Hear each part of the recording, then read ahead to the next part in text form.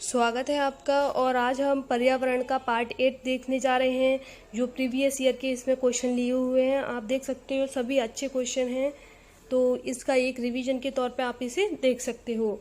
तो पहला क्वेश्चन देखते हैं, राष्ट्रीय पार्क किस राज्य में स्थित है? तो इसका सही आंसर है गुजरात, और ये एशियाई बब्बर शेरों के लिए प्रसिद्ध है। तो इसका आंसर कौन सा है? सेकंड वाला राइट आंसर है इसका। नेक्स्ट क्वेश्चन पे चलते हैं, निरीक्षण विधि की विशेषता नहीं है, यहाँ पे नहीं पूछा गया है, तो कौन सी विशेषता नहीं है? तो यह एक मनोवैज्ञानिक विधि है, बिल्कुल सही है। यह एक प्रत्यक्ष अनुभवों पर आधारित विधि है, ये भी सही है। यह विधि भिन्न सर्वेक्षणों द्वारा अपनाई जाती है, ये भी सही है। यह एक बाल केंद्रित विधि है, जिसमें शिक्षक एक प्रशासक के रूप में कार्य करता है, तो ये नहीं है। तो इसका आंसर यही सही होगा। तो कौन सा है इसका आंसर? थर्ड वाला इसका आंसर सही है। नेक्स्ट क्वेश्चन पे चलते हैं, पर्यावरण शिक्षा में समस्या समाधान विधि का गुण है। तो पर्यावरण शिक्षा में समस्या समाधान विधि का गुण है लक्ष्य केंद्रित, सृजनात्मक विधि, चयनात्मक विधि, और ये सभी इसका राइट आंसर है। फोर्थ वाला इसका राइट आंसर है। नेक्स्ट क्वेश्चन पे चलते हैं, किसी परितंत्र के तत्वों का चक्रण क्या कहलाता है? तो वो कहलाता है जीव भू रासायनिक चक्रण कहलाता है। तो इसका आंसर फर्स्ट वाला सही है। नेक्स्ट क्वेश्चन पे चलते हैं, चिपको आंदोलन के प्रेरणाता कौन है? तो वो है सुंदरलाल बहुगुणा, और ये उत्तराखंड के चमोली गांव से इसका क्या हुआ था, ये आंदोलन चालू हुआ था, और ये वृक्षों को बचाने के लिए चालू हुआ था। सभी इसके आंसर जानते हैं। इंसुलिन की रासायनिक प्रकृति, ये इम्पोर्टेंट क्वेश्चन है, ये ना के टेट सभी अपर एग्जामों में भी पूछा गया है इसको। तो यहाँ पर हम बात करते हैं ये कैसा है, इसकी रासायनिक प्रकृति प्रोटीन होती है। तो ये अग्नाशय से क्या होता है इसका, पेनक्रीज से क्या होता है इसका, श्रावण होता है बीटा सेल के द्वारा। तो ये हार्मोन्स है, इसका प्रोटीन प्रकृति का होता है। इसका सेकंड वाला आंसर सही है। नेक्स्ट क्वेश्चन पे चलते हैं, पौधों में अर्धसूत्रीय विभाजन मियोसिस कैसे होता है, किस में होता है? परागकोशों में देखने को मिलता है। इसका फोर्थ वाला आंसर सही है। जैविक समुदाय में प्राथमिक उपभोक्ता क्या कहलाता है? शाकाहारी, जिसको उत्पादक बोलते हैं वो प्राथमिक उपभोक्ता क्या कहलाता है? शाकाहारी कहलाता है। नेक्स्ट क्वेश्चन पे चलते हैं, ज्वर नियंत्रण में आमतौर पर सबसे अधिक प्रयोग में ली जाने वाली औषधि आप सभी को पता होगा, पैरासीटामोल है, जो ज्वर नियंत्रण के लिए ली जाती है। नेक्स्ट क्वेश्चन पे चलते हैं, दही निर्माण हेतु कौन सूक्ष्मजीवी उत्तरदायी है? तो वो कौन सा सूक्ष्मजीवी उत्तरदायी है? लैक्टोबैसिलस। तो इसका ये राइट आंसर फोर्थ वाला है। नेक्स्ट क्वेश्चन पे चलते हैं, मानव के रुधिर की खोज सर्वप्रथम किस वैज्ञानिक ने की थी? तो वो की थी लैंडस्टीन ने। तो इसका फर्स्ट वाला आंसर सही है। नेक्स्ट क्वेश्चन पे चलते हैं, आलू प्याज अदरक क्या है? ये एक तना है। तो इसका आंसर सेकंड वाला सही है। एक कोशीय सूक्ष्म जीव कौन सा है? तो आप इसमें देख सकते हो पैरामीशियम कैसा है, एक कोशीय सूक्ष्म जीव है। और इसमें जैसे आपका यूग्लिना हुआ, अमीबा हुआ, पैरामीशियम हुआ, ये सभी कैसे एक सूक्ष्म जीव ही उसके उदाहरण हैं, एक कोशीय सूक्ष्म जीव के।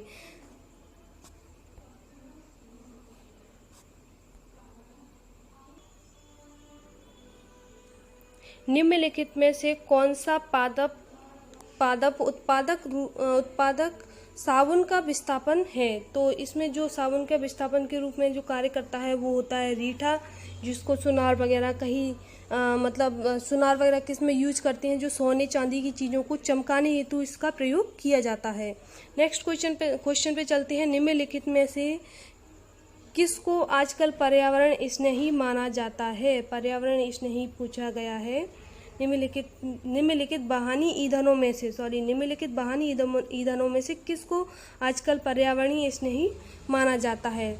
तो वो किसको माना जाता है?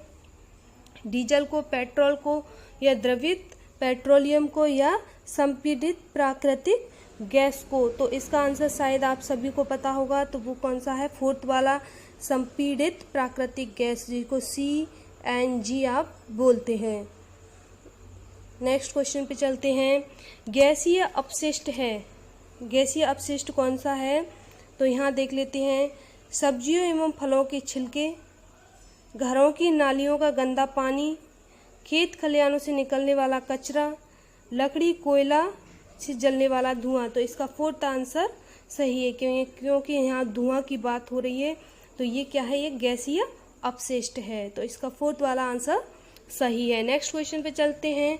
निम्नलिखित में से कौन से पौधे दूर दूर प्रसारित होते हैं, यानी कि दूर दूर तक चले जाते हैं? तो आपने देखा होगा जो फल वाले पौधे होते हैं वो क्या होते हैं? दूर दूर तक प्रसारित होते हैं, यानी कि एक जगह से दूसरी जगह आराम से चले जाते हैं। तो इसका फल का जो प्रकीर्णन देखने को आपको ज़्यादा मिलता है। तो इसका करेक्ट आंसर थर्ड वाला है।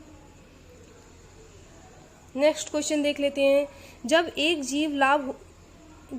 जीव लाभ लेता है बिना दूसरे सहवासी जीव को प्रभावित किए तो क्या कहते हैं? उसको क्या बोला जाता है? सहभोजी बोला जाता है। मैंने ये टॉपिक समझा भी दिया है आपको।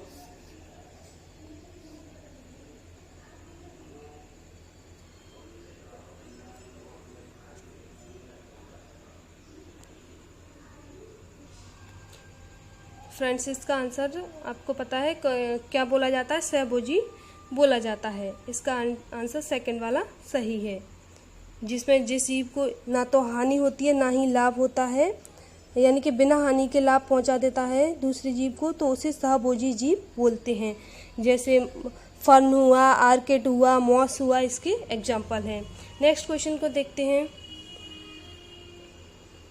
जब मोर सांप को खाता है और सांप कीड़ों को खाता है और कीड़े हरे पौधों को खाते हैं तो मोर का पोषण तल क्या होगा? तो इसमें ये पूछा गया है मोर का जो पोषण तल क्या होगा। तो मैं यहाँ आपको बता देती हूँ। ये आपका पिरामिड है। इस पिरामिड में आपके सबसे पहले क्या होते हैं? हरे पौधे, यानी कि प्लांट। उसके बाद आपको क्या मिलेंगे? जैसे जो भी कीड़े मकोड़े इंसेक्ट वगैरह होते हैं वो देखने को मिलेंगे। उसके बाद सांप आपको देखने को मिलेगा। उसके बाद मोर, लास्ट में आपका मोर आएगा। जो मोर होता है वो कहाँ पर आ रहा है? सीड्स पर आ रहा है, सीड्स पर आपको देखने को मिल रहा है। और ये क्या है? आपका आधार, या इसको यहाँ पर क्या बोला गया है? तल बोला गया है यहाँ पे, तल। तो इसने ये पूछा है कि जो तल होगा, यानी कि जब मोर सांप को खाता है और सांप कीड़ों को खाता है और कीड़े पौधों को खाते हैं, यहाँ ये इस तरीके से इसको पूछा गया है। तो इसमें जो सही वो होगा कि जो मोर किस पे है? तो मोर शीर्ष पर है, यानी कि खाद्य पिरामिड के शीर्ष पर क्या है? यहाँ पर मोर है। क्या है? मोर। तो इसका सही आंसर होगा फोर्थ वाला, इसका सही आंसर है। नेक्स्ट क्वेश्चन पे चलते हैं। निम्नलिखित में से कौन सा कायांतरित सेल का उदाहरण है? तो यहाँ पे संगमरमर कायांतरित सेल का उदाहरण है। नेक्स्ट क्वेश्चन पे चलते हैं। महासागरों में निम्नलिखित में से कौन सा लवण सर्वाधिक मात्रा में पाया जाता है?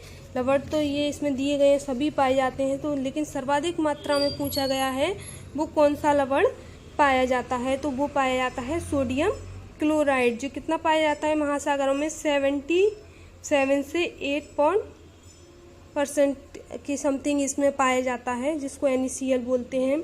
सोडियम क्लोराइड पाया जाता है। उसके बाद कौन सा पाया जाता है अपना? उसके बाद आप देख लो, मैग्नीशियम क्लोराइड पाया जाता है आपका, मैग्नीशियम क्लोराइड।